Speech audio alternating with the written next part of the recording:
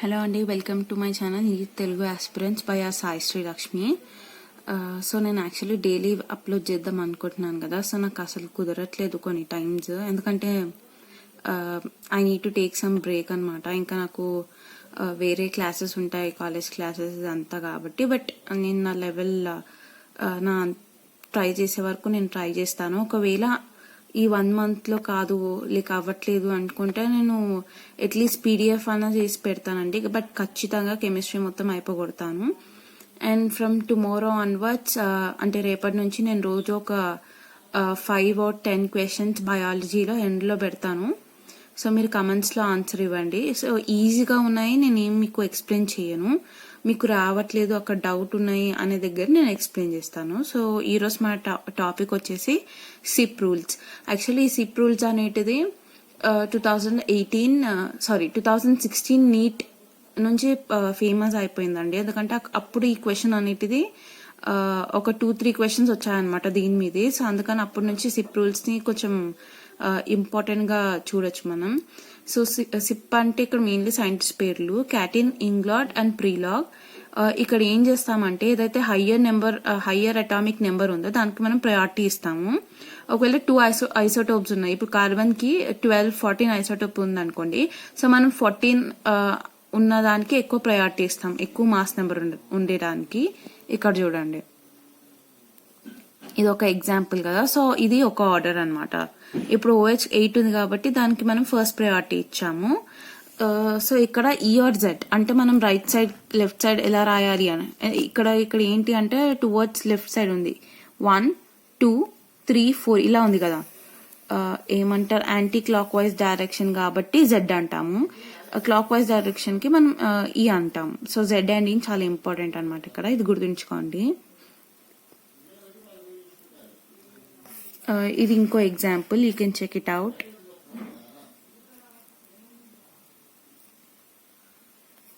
So అంటే ఇక్కడ మనం ప్రయారిటీ, ఫంక్షనల్ గ్రూప్స్ ఏది ఉన్నా గానీ మనం అటామిక్ మాస్ తీసుకొని చేయొచ్చు.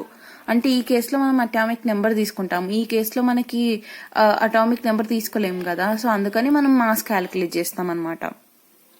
సో ఇక్కడ ఇది ఒక ఎగ్జాంపుల్, ఇది 2Z అయిపోయింది.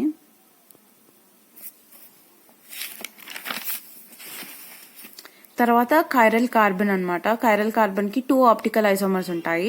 దీంట్లో ఏంటి అంటే సేమ్ ఫిజికల్, కెమికల్ అన్ని సేమ్ ఉంటాయి, కానీ ఏంటి అంటే డిఫర్స్ ఇన్ రొటేషన్ అనమాట. డిఫరెంట్ రొటేషన్ అయినప్పుడు మనకి అది పాజిటివా నెగిటివా అని అలా సైన్స్ చేంజ్ అవుతా ఉంటాయి. దీనిని మనం ఎనన్షియోమర్స్ అంటాము, మిర్రర్ ఇమేజెస్ అంటాము. ఇవి ఏంటి అంటే నాన్ సూపర్ ఇంపాసిబుల్ ఇమేజెస్. అంటే ఇప్పుడు మనం మన రైట్ హ్యాండ్ లెఫ్ట్ హ్యాండ్ పక్కన పెట్టామనుకోండి, అంటే ఫేస్ చేసుకుంటే ఇప్పుడు నమస్కారం ఎలా పెడతాం అలా పెట్టినప్పుడు అవి మిర్రర్ ఇమేజెస్ అయిపోతాయి. అదే ఇప్పుడు ఈ చేతి మీద నేను నా రైట్ హ్యాండ్ పెట్టాను అనుకోండి, నా ఈ థంబ్ ఏంటి అంటే ఈ లెఫ్ట్ హ్యాండ్ కి రైట్ సైడ్ ఉంటది, నా రైట్ హ్యాండ్ థంబ్ లెఫ్ట్ వరకు పాయింట్ అవుట్ అయిపోతుంది. సో అదేంటి అంటే నాన్ సూపర్ ఇంపాసిబుల్ అనమాట. ఇలాంటి వాటిని మనం కైరల్ కార్బన్స్ అంటాము. So more than 1 chiral carbon, ఒక్క కంటే ఇంకెక్కువ లైక్ ఆ కార్బన్ కి ఇంకా ఎక్కువ కైరల్స్ ఉంటే దాన్ని మనం డయాసిటోమర్స్ అంటాము. సో ఇదేంటి అంటే cannot be separated by any physical technique. A physical technique నుంచైనా మనం సపరేట్ చేయలేము. సో దీనికి కొన్ని ఏమంటారు, ఆప్టికల్ ఐసోమర్స్ కి మనం కావాల్సింది ఏంటి అంటే కైరల్ కార్బన్ ఉండాలి. Non super impossible on its mirror image, no elements of symmetry, that is plane of symmetry, centre of symmetry, అవన్నీ అంతగా ఏముండవు. So centre of symmetry, pass through centre. ఇక్కడ ఒక ఎగ్జాంపుల్ ఉంది, in Fisher projection. Wedge facing అంటే towards అనమాట, dashing అంటే away from us, solid lines ఏంటి అంటే ప్లేన్ ఉంటుంది. ఇది కొంచెం కన్ఫ్యూజింగ్ ఉంటుందండి, అందుకే ఇక్కడ కొంచెం అటెన్షన్ పే చేయండి. ఇక్కడ డయాగ్రామ్ లో ఇక్కడ నేను వెజ్ షేప్ రాసా కదా, టువర్డ్స్ అనమాట, టువర్డ్స్ ద ప్లేన్. డాషింగ్ కాబట్టి అవే, సాలిడ్ లైన్స్ ఏంటి అంటే ఆన్ ది ప్లేన్ అంటే పైన, లైక్ అదే ప్లేన్ లో ఇప్పుడు మనం ట్రయాంగులర్ ప్లేన్స్ అవన్నీ చదువుకున్నాం కదా. సో అలానే, కానీ మనం జనరల్ గా అది మనము ఇలా ఉన్న షేప్స్ మనం ఇలా రాసుకోవచ్చు. సో ఇక్కడ ఏంటి అంటే మోస్ట్ ఆక్సిడైజ్ ఫామ్ ఏంటి అంటే టాప్ లో ఉంటుంది, హారిజాంటల్ అంటే టువర్డ్స్, ఇలా హారిజాంటల్ వచ్చింది అంటే టువర్డ్స్ ఉన్నట్టు, దగ్గరకు వస్తున్నట్టు. వర్టికల్ అంటే దూరం వెళ్ళిపోతున్నట్టు. ఇలా పాసిబుల్ కాని టైంలో మనం ఇలా రాసుకొని ఇలా చేసుకోవాలి. సో దానికి హోమోమర్స్ అంటే సిమిలర్ స్ట్రక్చర్స్ కానీ మనం లైక్ పొజిషన్స్ చేంజ్ చేయొచ్చు అనమాట.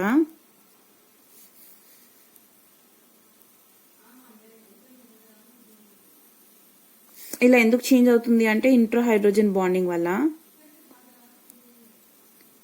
సో ఇక్కడ వరకు మీకు అర్థమైంది అనుకుంటున్నా. సో నెక్స్ట్ వెళ్ళిపోదాం మనం డయాసిటోమర్స్ కి.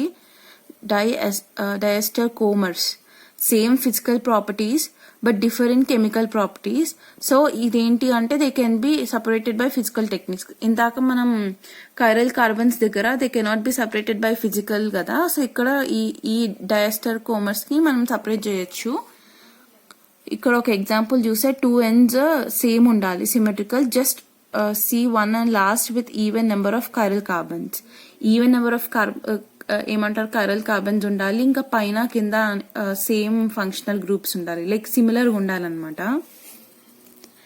దీనికి మనం మీసో త్రియో ఎరిత్రో అని ఉంటాయి అనమాట కొన్ని. లైక్ రైట్ సైడ్ ఉండేదాన్ని మనం జనరల్ గా మీసో అంటాం. ఇక్కడ రైట్ సైడ్ లో OH గ్రూప్ ఉంటుంది కదా, హెచ్ ఇంకా OH ఉన్నప్పుడు మనం OH కి ప్రయారిటీ ఇస్తాం. ఇదంతా సేమ్ కాన్స్టెంట్ ఉంటుంది కైరల్ కార్బన్స్.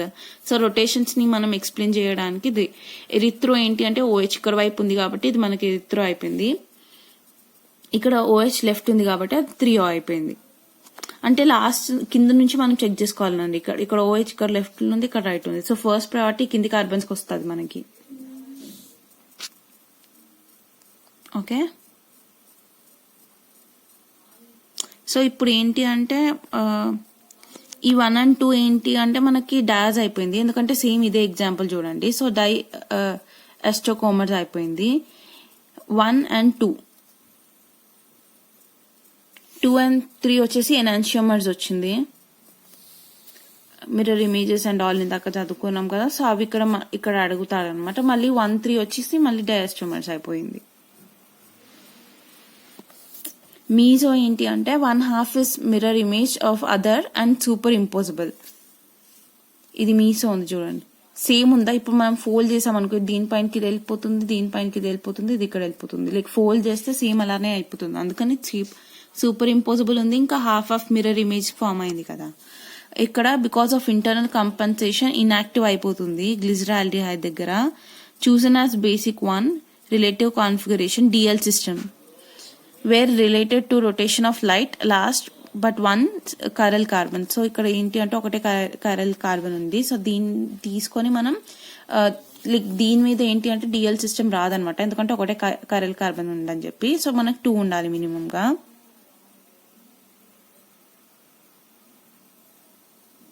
కానీ బేస్డ్ ఆన్ OH మనం D ఇంకా L ని సపరేట్ చేయగలుగుతాం. ఓకే, ఇది ఒక ఎగ్జాంపుల్. జనరల్ గా మనకి గ్లూకోజ్, ఫ్రక్టోజ్ వీటన్నిటికీ మనం ఫస్ట్ ఇయర్ లో మనం racemic mixtures plus and minus చూసుంటాం కదా. So that explains optical inactivity due to external compensation. D glucose ఏంటి అంటే న్యాచురల్ గా అవైలబుల్ అయ్యేది. సో ఈ కార్బన్ ని మనం ఎప్పుడు ప్రయారిటైజ్ చేసుకోవాలి లాస్ట్ కార్బన్ కి. అబ్సల్యూట్ కాన్ఫిగరేషన్ RS సిస్టమ్ అనమాట, చాలా ఇంపార్టెంట్ సిప్రుల్లో. అంటే RS అంటే ఇప్పుడు ఇందాక మనం EZ ఎరిత్రో 3 ఇది కూడా బేస్డ్ ఆన్ కాన్ఫిగరేషన్ అనమాట. ఇక్కడ చూసుకుంటే ఇది 1 అయిపోయింది, ఇది 2 అయిపోయింది, 3 అయిపోయింది, ఇది 4 అయిపోయింది. సో 1, 2, 3 తీసుకోవాలి. మనకు క్లాక్ వైజ్ డైరెక్షన్ వచ్చింది.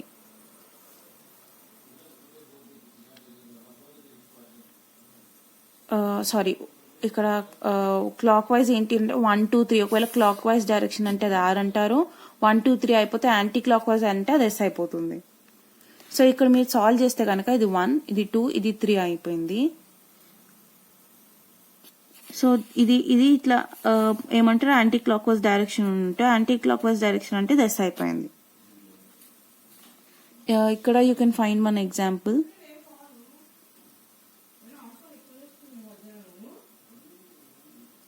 ఇక్కడ క్లాక్ వైజ్ అయిపోయింది. ఓకే, ఇక్కడ అన్సిమెట్రికల్,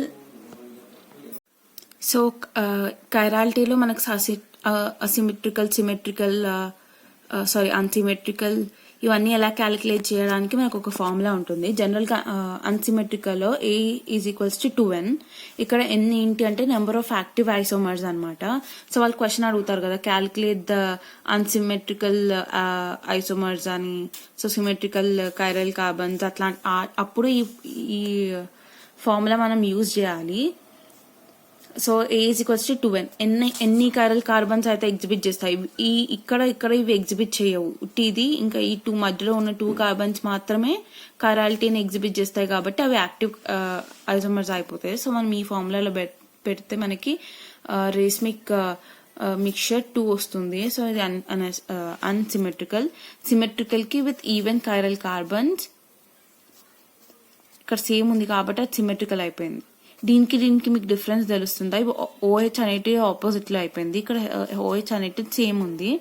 సో ఫార్ములా వచ్చేసి A is equals to 2n - 1. ఇక్కడ మీసోమర్స్ వచ్చేసి ఇక్కడ ఇది 2 ఇది డిఫరెంట్ ఫార్ములా అయిపోయింది, డిఫరెంట్ ఫార్ములా అయిపోయింది. ఇక్కడ మీసోమర్స్ క్యాలిక్యులేట్ చేయడానికి A డిఫరెంట్ ఉంటుంది, మీసోమర్స్ డిఫరెంట్ ఉంటుంది. A is equals to 2n - 1, mesomers వచ్చేసి 2n/2 - 1. సో టోటల్ అడుగుతారనమాట, total number of chiral carbons అన్నప్పుడు A+m చేసుకొని ఇది చేయొచ్చు. టోటల్ డిఫరెంట్ ఉంటుంది, కైరల్ డిఫరెంట్ ఉంటుంది, మీసోమర్స్ డిఫరెంట్ ఉంటుంది. సో ఒకసారి మీరు అది చూసుకోండి. And symmetrical with odd chiral carbons,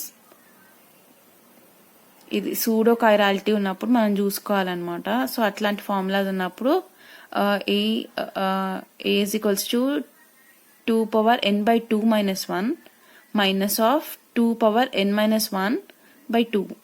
ఇప్పుడు M వచ్చింది అనుకోండి, M is equals to 2n - 1/2. మళ్ళీ ఇది మనకి టోటల్ క్యాలిక్యులేట్ చేయాలి. అండ్ ఇది ది లాస్ట్ వన్.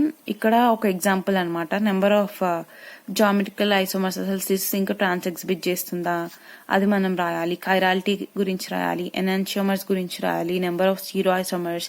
ఇది ఒక సార్ట్ ఆఫ్ ఎగ్జాంపుల్ అనమాట. సో ఇప్పుడు నేను అంటే చాలా చిన్న టాపిక్ ఇక్కడ వరకు ఎందుకు ఏం చేసిస్తున్నాను అంటే ఇది కొంచెం చాలా కన్ఫ్యూజింగ్ ఉంటుంది. ఇప్పుడు నాకు అసలు ఇక్కడ చాలా కన్ఫ్యూజింగ్ ఉండే వెజ్ షేప్డ్, ఇంకా అది ఎలా రాయాలి ఏంటి అని చెప్పేసి. సో ఇక్కడ మీకు ఒక క్లారిటీ వచ్చింది కాబట్టి మీరు ఇమీడియట్ గా దీని మీద ప్రాబ్లమ్ సాల్వ్ చేయండి. ఒకసారి ఈ ఫార్ములాస్ అన్ని పెట్టి కూడా ఒకసారి మీరు ట్రై చేయండి. ఐ హోప్ ఇక్కడ వరకు మీకు అర్థమై ఉంటుంది. రేపు మనం ఆల్కీన్స్, బైఫినైల్స్ ఇవన్నీ కొన్ని గ్రూప్స్ డిస్కస్ చేద్దాము. అది కొంచెం ఎక్స్ట్రా పార్ట్. నాకు తెలిసి ఇంకా ఒక 6-7 పార్ట్స్ ఉంటే మనకి బేసిక్ ఇంట్రడక్షన్ అయిపోతుంది. దాని తర్వాత మనం ఫస్ట్ ఇయర్ ఆర్గానిక్ కెమిస్ట్రీకి వెళ్ళిపోతాము. అక్కడ ఆల్కైన్స్, ఆల్కైన్స్ అది స్టడీ చేసినాక మళ్ళీ అక్కడ బెంజైల్ గ్రూప్స్ కూడా ఉంటుంది. ఒకసారి అది అయిపోయినాక అంటే ఈ ఇంట్రడక్షన్ లో నేను first year second year introduction 2 దీంట్లోనే అయిపోయింది. మళ్ళీ అదంతా అయిపోయినాక నేను సెకండ్ ఇయర్ లో మనం డైరెక్ట్ గా గ్రూప్స్ కి జంప్ అయిపోవచ్చు. I hope you understand till here.